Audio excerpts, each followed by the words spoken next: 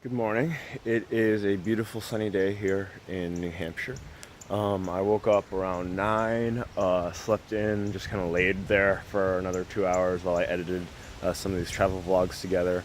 And now it's like 11:30 noon, and I'm thinking I'm going to set my hammock up here in this spot between these trees. And maybe I'll get to some things that I need to do, some like computer stuffs. Maybe I'll do that tonight. So once the sun goes down, I'll have some fun stuff to do.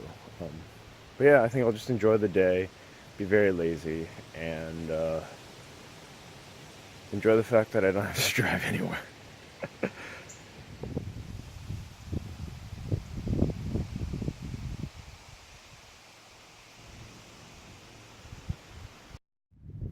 So I am on the eastern side of the house. There's the van, and this is like one of the yards. There's one of the gardens, and here's a tool shed and stuff. And I love this lawn, and there's some trees here that'll be really great for slacklining. And I'll connect that tree so it kind of goes like a cat's cradle. And then back there you can see some like Christmas trees. And my parents planted that when they moved here, when they got this property, and started like clearing it out and to fill out that part. There's like literally like 1,000 Christmas trees in there, and they're like 20. They're like my age, they're like 27. And what's unfortunate is they were planted when there was basically cleared out, so it's they were planted pretty close together, like in rows and columns and by like 2 feet apart. And that was fine when they were just like yay high, but now they're like, you can tell they're 27 years old. They're like 2 decades, 3 decades old, so they're getting pretty big. So I'm gonna go in there while I'm here and start chipping away at some of the like. So if you see it here, these are some like more. These are like the same trees, Christmas trees, and you see that down low. We've had them clear it off, so like the it's nice and clean, like the shave. And this would make it nice to be able to walk through that area, so it's not just like this big, dense, hard to reach place. So hopefully that'll be pretty cool. I'm looking forward to it. It'll be a project, but it'll be fun. It'll be worth it. Closer by the Christmas trees now. This is sort of like big, massive one. There's a sad, droopy one, and you can. So this here you can kind of see what I mean. Like because of all of these low dead branches, it's like really impenetrable. And as you get closer, and let me swivel you this way. And here you can just see it's like, oh, it'd be so cool. They're spaced far enough away from each other that it would be like a really cool area, especially if we rake it out a little bit and get a nice, be really cool, like old growthy sort of thing going on. And I'm really looking forward to that. And if you look up, you can see it's like it's only like the top like couple feet of the tree that actually has any evergreen on it. So it'll be nice for the tree to just like lose some weight. And one thing that's unfortunate is that when I arrived here, I arrived at night and I didn't really see what was going on. And but one thing I noticed when I was driving through is that there's this plot of land across the street, and it had this really nice lush forest. And when I came back, it's like clear cut. Like you can see how much sun is there. I'm still not used to how much sun is coming from there, and it's just odd to see like the landscape like that, because I didn't even know that you might be able to see it now. There's like a saddle and it goes downhill. It's I didn't even know that's what the topography of that place looked like, and it's just unfortunate. There was some sumac that grew over there, and I had the plan of when I was driving down to Florida for school, I was planning on next time I was in here in New Hampshire, I would cut down some of that sumac because I think it'd be a really cool walking stick. Though, especially the way the branches like shoot out. It's like almost like a cup and a hand. But unfortunately, I waited and I didn't take the chance when I had it. And the sumac is now cut down along with lots of forest, lots of maple, probably some hemlock, a couple oaks in there. We don't have a whole lot of oaks, but we have some, and they're old and they're big. But yeah, it's unfortunate. Time moves on, keeps changing. So hopefully they do something cool with the land, not just leaving it bare cut and then selling it for lumber, because it's pretty naked. I guess they only cut it down like a month ago, a couple weeks ago. So it's still like the scars, like weeds, other things haven't really started growing yet. And I hope a lot of sumac, runs through it. So that'd be cool, but we'll see what happens. So, if you remember that like angly tree, I cut it down because I figured this coming winter with any snowfall, it would just keep leaning more and more and would snap naturally as it was. So I figured to chop it down now, and maybe it'll do that cool, like when you cut it off and then it'll grow like 5 or 6 little treelets out of the stump. That'd be really cool. So I cut it down. You can see that's like the processed log, and then I put the rest in a brush pile. And I also didn't feel comfortable filming it because it was like it was like something dying. So I wanted to like have it, and that was also the first tree I've ever cut down. So it's very it was a very interesting experience. I felt very natural. It was just like, oh, I just know what to do. But it was still very, first tree I ever cut down, and it was with my axe. So I was very glad that it was mine, and I had a connection to it. And so now I'm gonna start clearing off the rest. Now that that's out of the way, and we'll see what happens.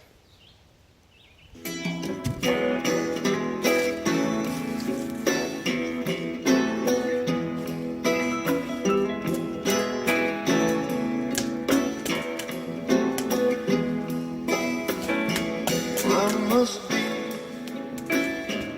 invisible. No one knows me.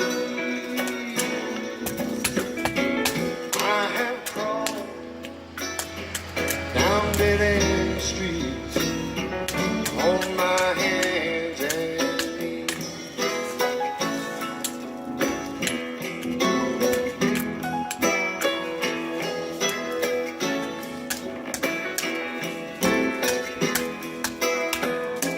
I was born with a raging thirst, a hunger to be free. What I've learned through the years don't encourage me.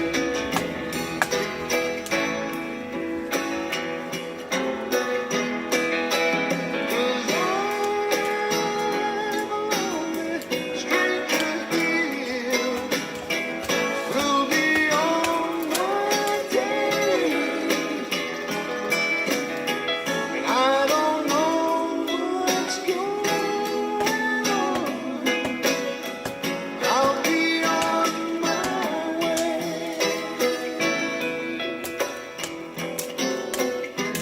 Yes, I will. Yes, I will. Yes, I will.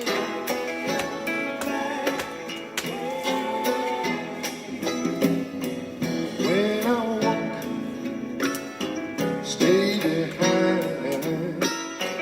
Don't get close to me, 'cause it's sure to end in tears. So just let it.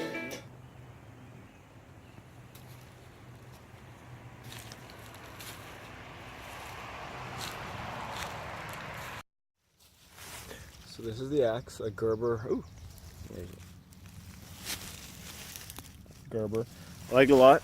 Very sharp, and it has helped me clear out this little space. So if you look behind me, it's a nice little walkable area. This is the brush that I cleared off of a couple of the trees, and let me extend this out for a little bit. So now I'm in this area where before I couldn't walk, and now it's pretty clear, pretty fun, and as you can see, there's all of that back there that needs some love and some attention and some care. And there's like some maples growing and some other little saplings that are actually getting pretty tall. I think an oak or two. And I think I'll start clearing some of the stuff out so that they can grow once these, as some of these trees start fading out. Because some of them are just too tight. This is the deepest I've ever been in here in the longest amount of time, and it's beautiful. It's gorgeous, but it's just there are just too many trees packed too close together. There's so many just like vestiges of trees that used to be there and just are still there, standing upright, but they haven't been able to fall down because they're so tightly packed that they would just lean. And they're supported by their living cousins nearby. So it looks great. Like, look at this tree. Oh, it's so clean. And I'm gonna keep cleaning them up. Probably done for the day. just because I got a little whack in the eye, and I was like, okay, let's pump the brakes. I still have all this scrap to clean up and put in the brush pile, and I want to sweep all this area underneath just so it's nice and clean. And also, I'm noticing that there's some little vines or ivies growing that have little thorns on them, so I'm gonna have to keep an eye out for those and clear them out as I go. And hopefully, if as these little, I mean, there's so many oak saplings here, probably because like this is also a brush pile for leaves. So there's just a lot of little saplings, and if I transplant them, put them in some of the spaces where there were trees, it'll be nice to think, in another dozen or 2 years, there'll be really strong oaks growing, giving acorns off. It'll be nice. So a little bit of planning, a little bit of future stuff. I'm excited. It's this is like a half acre, or like a small football, like I guess there's not a small football field, but there's just like a nice little area where we just didn't use because it was overgrown with trees and there's just no way to access it. And now it feels like we're gaining so much land just by opening this up. So I'm very excited. It's about 7 o'clock here. As you can see in the reflection, that there's the sun is starting to set. I'll pivot it around in a bit. I'm just working on publishing this darn book. Some last little things I need writing, and like a book description and a preface and postscript and all that kind of stuff. So just trying to get that done with so I can just get it out in the world and start just asking people if they want to look at it. I don't know, just all that stuff. I just want to get it done with and move on. So that'll be nice. So I'm hoping to get that done with, send it over to my brother, have him look it over, and give it sort of the editor's blessing, And so here, as I promised, it's not just me going to be blathering. Here's the sunset, isn't it so good? And there's the wood pile that's calling my name. There's the grill that I'm going to be using, and that's the spot where I'm camping and setting up the hammocks. I don't know if I'll camp tonight. It's been an interesting thing. When I came back, I was staying in one of the rooms, like one of my childhood rooms, because was one of my childhood rooms. And as much as I love my buddies that are living here, taking care of the house for us, while most of the family's away, me and my parents were in Florida. My brother's up in Maine. My sister's in New York, and so no one's really here to be able to take care of the property.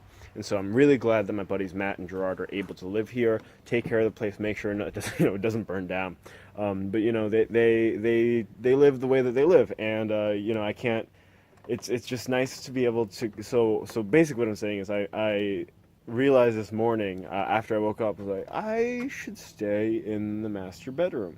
This is like my family's place. This is like my family's home. So I'll take you there tomorrow, not today. I've recorded a lot of me just talking into this camera, and so that's the window for the master bedroom, and you can see it looks out over all of this. So it's a gorgeous view, and it's nice because my dad sealed it off, sort of like made it like this master bedroom is like for like our family. So it's nice. I know my brother stays in there, but it'll be weird for me because I've never actually.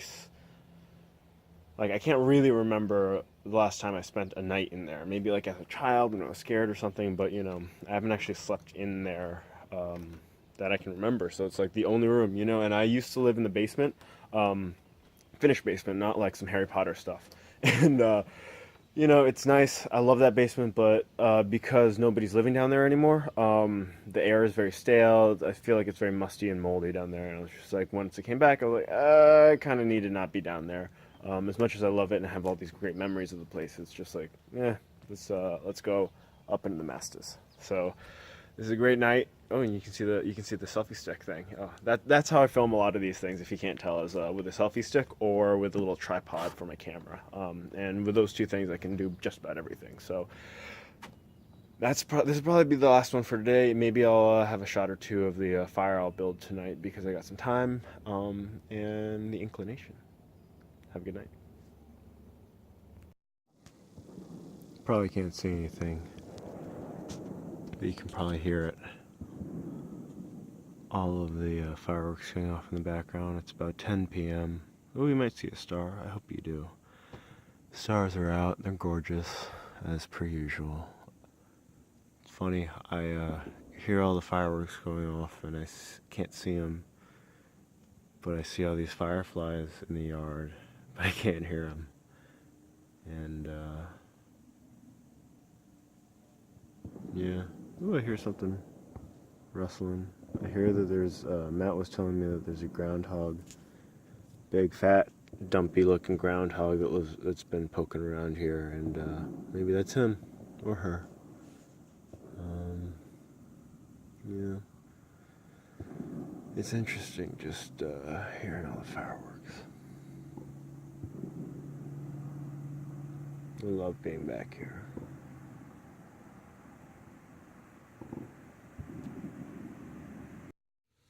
If you liked what you saw, I hope you did. You can check out more stuff like it at mnmwod.com or mnmwod.com or Mobility and Mindfulness Work of the Day. Check out On Death Podcast. That's the podcast where we talk about death through the 4 prompts: I am, before I die, I want, when I die, I want, and after I die, I want. You can find that on iTunes or your favorite podcasting app, or again at mnmwod.com. So, again, this is Eugene Kim, signing off.